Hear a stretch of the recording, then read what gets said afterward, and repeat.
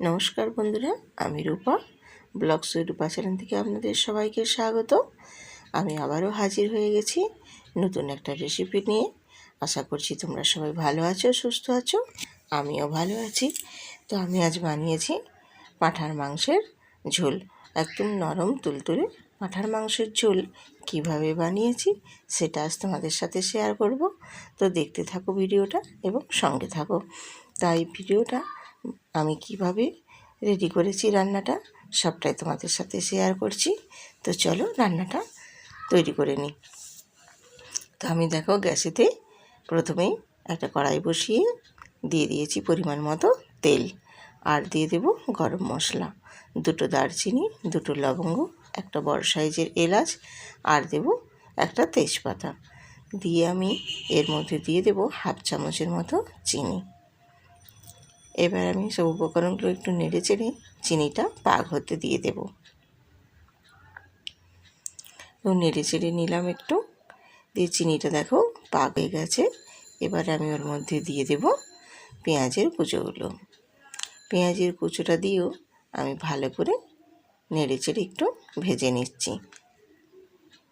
তো আমি এখানে পেঁয়াজটা খুব বেশি ভাজবো না, ব্রাউন কালারের করে ভাজবো।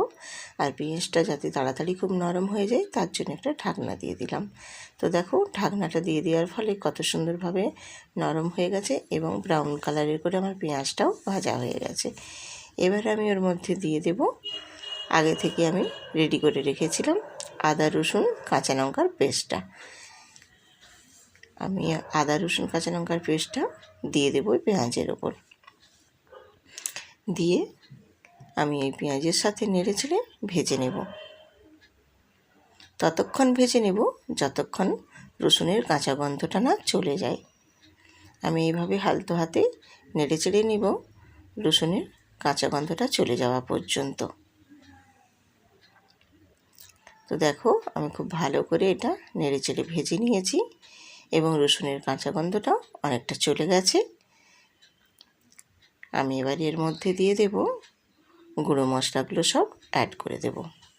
তো আমি এখানে গুঁড়ো মশলা দিচ্ছি, দেখো হলুদের গুঁড়ো 1 চামচ, ধনে গুঁড়ো 1 চামচ, আর দেব জিরে গুঁড়ো 1 চামচ, আর দিচ্ছি এখানে কাশ্মীরি লঙ্কার গুঁড়ো 1 চামচ।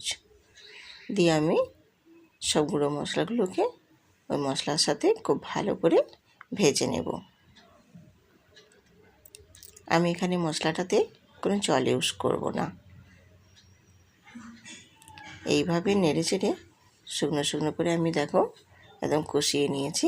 এবারে ওর মধ্যে দিয়ে দেব আমি টমেটোটা পেস্ট করে রেখেছিলাম, 2টো টমেটো, সেই টমেটোর পেস্টটা আমি ওর মধ্যে দিয়ে দিলাম। দিয়ে খুব ভালো করে নেড়ে চেড়ে আমি কষিয়ে নেব। তো দেখো কত সুন্দরভাবে আমি কষিয়ে নিয়েছি।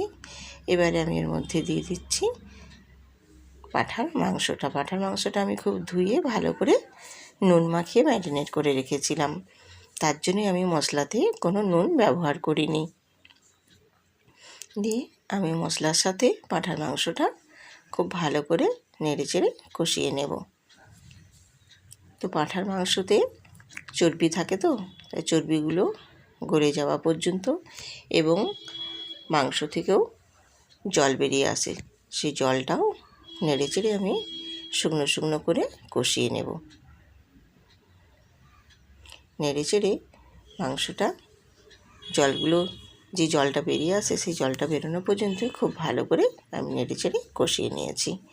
দিয়ে আমি এবার একটা প্রেশার কুকারের মধ্যে আমি সব মশলা মাংস সব উপকরণগুলো আমি একটা প্রেশার কুকারের মধ্যে ট্রান্সফার করে দিলাম।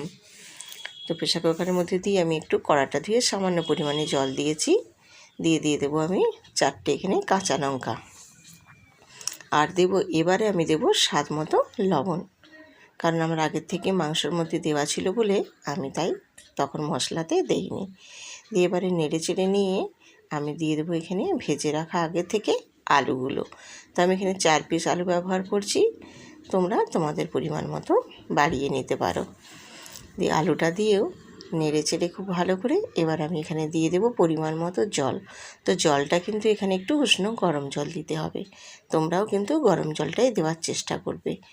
গরম জলটা দিয়ে আমি একটু নেড়ে চেড়ে নিয়ে দেখো আমার তো ঝোল হবে, তার জন্য পরিমাণ মতোই আমি জল দিয়েছি। দিয়ে প্রেসারের ঢাকনাটা আমি লাগিয়ে নিয়ে 2-3টে সিটি দিয়েছিলাম। তারপর ফিরে এসেছি। কালারটা দেখো বন্ধুরা কত সুন্দর হয়েছে এবং কতটা সফট এবং নরম হয়েছে এই পাঁঠার মাংসটা, সেটা তোমরা দেখলেই নিশ্চয়ই বুঝতে পারবে। তো একবার বন্ধুরা এইভাবে বাড়িতে বানিয়ে দেখো, আশা করছি খুবই ভালো লাগবে।